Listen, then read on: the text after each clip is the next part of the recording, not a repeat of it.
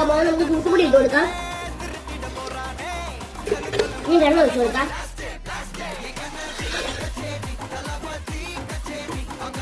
കളറിലാക്കി നമുക്ക് കുറച്ച് മഞ്ഞപ്പൊടി ഇട്ട് കൊടുക്കാം. കളറൊക്കെ ഉള്ളതായതുകൊണ്ട് കാണുന്നില്ല. നമുക്ക് മിക്സ് ചെയ്യണം. ഇത്രയും കളർ പോയി കുറച്ചും കൂടി ഇട്ട് കൊടുക്കാം.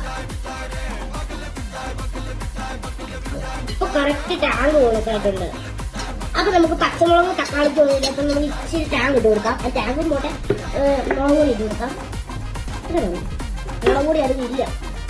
കുറച്ച് മുളക് പൊടി ഇട്ട് കൊടുക്കാം. ചൂട് കൂടി ഇട്ട് കൊടുക്കാം.